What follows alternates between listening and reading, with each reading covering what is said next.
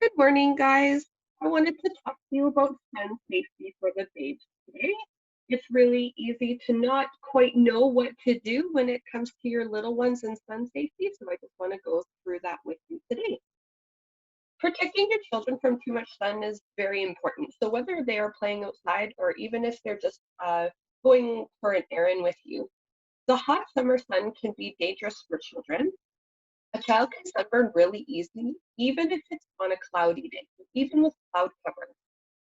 Everyone should take precautions, regardless of their age, when they're in the sun, but babies especially, and especially those who are under 1 year of age need extra protection.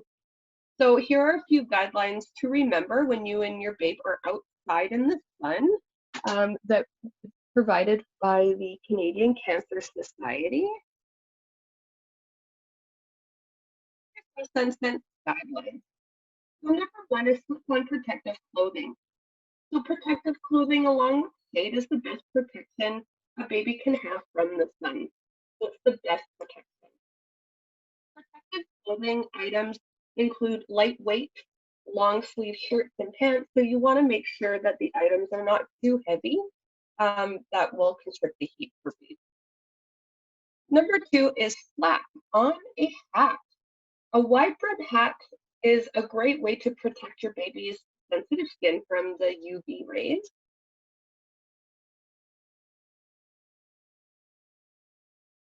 So I always find with the little ones, the best one, if you can, would be like those ones with the drawstring kind of like under the chin with the Velcro. Then it prevents it from falling off too easy.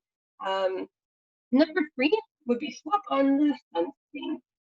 So it is recommended that you only use sunscreen on babies after they are 6 months of age due to skin sensitivity. So that's really important.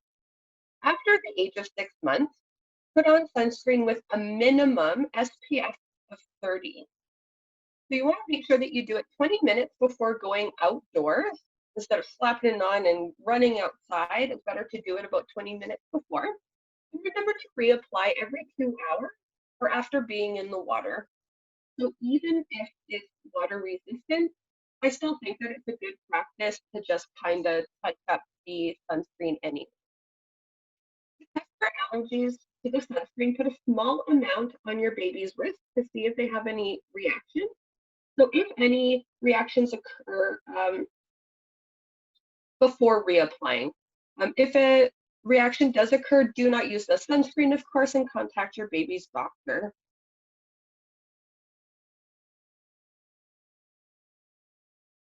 So number four is find and create shade. Babies should be kept out of the direct sun, so find or create shade when you are outdoors. So whether you're looking for some shade from a tree, or if you have one of those beach umbrellas, I've even seen people have, it's almost like a beach tent. Also, your baby can get a sunburn even while in the shade or on a cloudy day. So definitely keep that in mind. Up to 80% of the sun's UV rays can get through the clouds, mist, and fog. So make sure their skin is covered even while in the shade.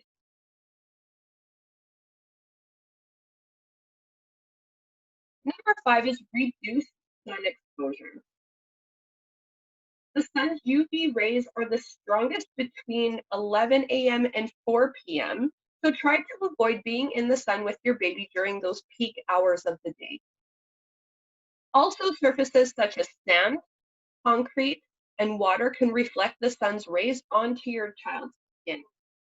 They're also, those kind of surfaces can be really hot and you can actually get burnt skin from those. So take care during the winter because snow can cause the sun's rays to reflect as intense as during the summer. The car windows are also allow some UV rays to pass through, so through the glass. So keep that in mind when you guys are driving and it's a summer day and it's also coming in. And remember to shade their car seats.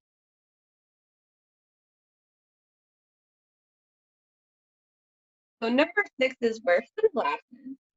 So I have to is a picture of my daughter. I love that I can interpret some of my photos of her. I thought it was perfect. So wear sunglasses. Sunglasses are a good way to protect your baby's eyes from the sun. When you buy sunglasses, it is important to look for sunglasses that protect from UVA and UVB rays. Also, the wraparound sunglasses are the best style to get with me because they protect their eyes from the sun from all angles, and it also helps kind of keeping it on their head as well.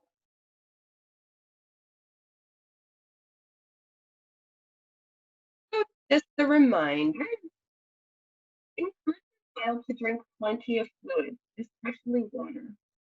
Children don't necessarily feel thirsty while they're at play, and I find that we have to often remind them, especially the toddlers, of course, is uh, more to think about.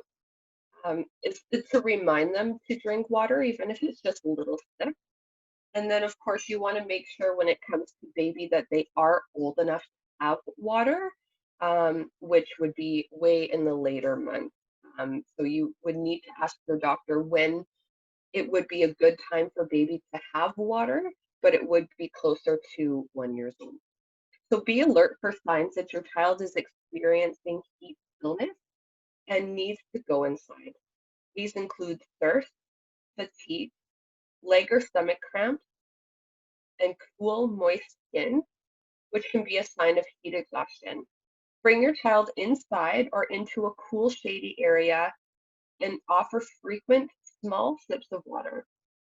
Removing extra clothing and fanning can help your child cool down slowly. Most importantly, lead by example and remember to protect yourself as well from the sun. So I will be posting some links for you guys below the video. So make sure you check that out, just different resources. I am going to include what to look for when you know the difference between heat exhaustion and heat stroke.